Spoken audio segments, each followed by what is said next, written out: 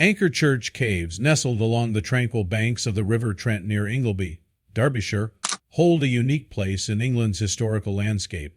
For centuries, the caves were viewed as an oddity dismissed as a whimsical folly from the 18th century, their true significance shrouded in mystery. However, a groundbreaking archaeological study in 2021 uncovered the caves' extraordinary past, revealing them as a refuge for an exiled Anglo-Saxon king, Eardwulf of Northumbria. This discovery has rewritten the historical narrative surrounding the site and shed light on the tumultuous period of early medieval England.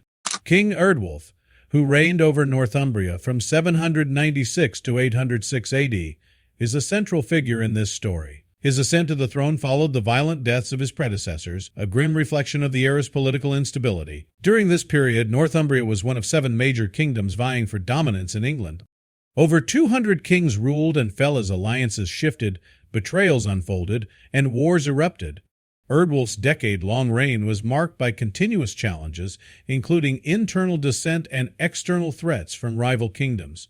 Despite his efforts to maintain stability, Eardwulf was ultimately overthrown in 806 AD under mysterious circumstances.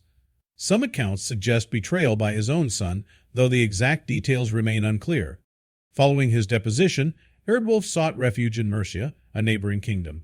He adopted a religious life, a path often chosen by deposed or retired royalty during the Anglo-Saxon period. This transition to a spiritual role allowed former kings to seek sanctity, and in some cases achieve canonization. For Eardwulf, the Anchor Church Caves became a sanctuary, a place of solitude where he could live as a hermit and devote himself to faith. Over time, he gained recognition as a saint known as Saint Eardwulf, further solidifying his legacy in both political and religious spheres. The Anchor Church Caves, carved into Cupar sandstone, comprise a series of interconnected chambers, including living quarters and a small chapel.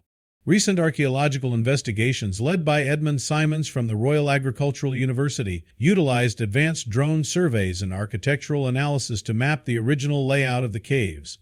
The findings revealed a structure consistent with early medieval Saxon architecture. Narrow doorways, arched windows, and the eastward-facing chapel all point to a design typical of Christian worship spaces from this period. These features, combined with historical records, strongly support the theory that the caves were constructed during Eardwulf's lifetime and served as his refuge. Historical accounts provide further evidence linking Eardwulf to the Anchor Church Caves. A 16th-century book described the king's hermitage as a cell in a cliff a little from the Trent. This description aligns closely with the location of the caves. Additionally, Eardwulf's burial site at Bredon-on-the-Hill, located just 5 miles from the caves, reinforces the connection. Bredon was a significant religious center during the Anglo-Saxon period, adding credibility to the idea that Eardwulf spent his final years in spiritual devotion nearby. Eardwulf's life and the Anchor Church Caves are emblematic of a broader pattern in Anglo-Saxon England, where deposed kings often turned to religion as a means of redemption and legitimacy. Monasticism offered a path to sanctity, allowing former rulers to distance themselves from the violent power struggles that defined their reigns. Living as a hermit in a remote and austere environment, such as the caves, symbolized a complete renunciation of worldly ambitions. For Eardwulf, this transition from king to saint not only ensured his spiritual salvation, but also secured his place in history as a revered figure. The rediscovery of the Anchor Church Caves' significance has brought renewed attention to Anglo-Saxon architecture and its role in understanding early medieval life. The caves represent a rare example of domestic structures from this period, as few buildings from the Saxon era have survived intact. According to Simons and his team, the caves may be among the oldest surviving homes in England. Their preservation offers a unique glimpse into the architectural and cultural practices of the time, highlighting the ingenuity and adaptability of early medieval builders. The story of Anchor Church Caves does not end with Eardwulf's exile.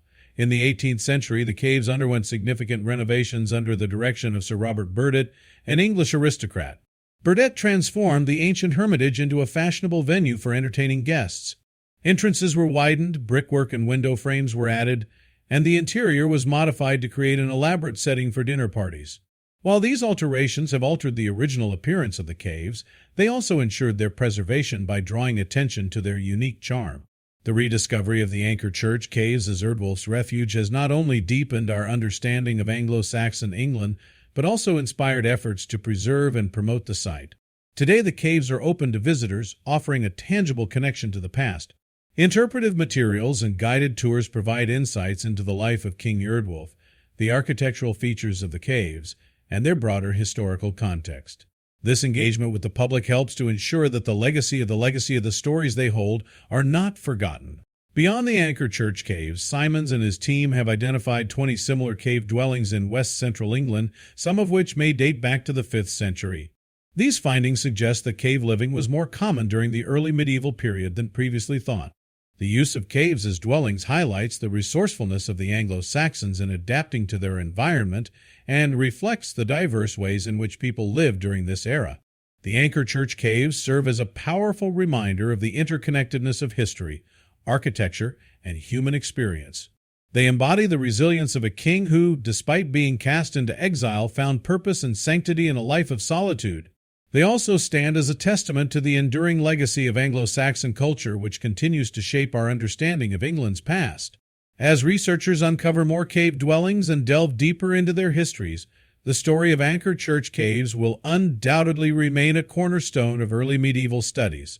The convergence of historical records, architectural analysis, and archaeological findings at Anchor Church caves has enriched our understanding of the complex narratives that defined the Anglo-Saxon period.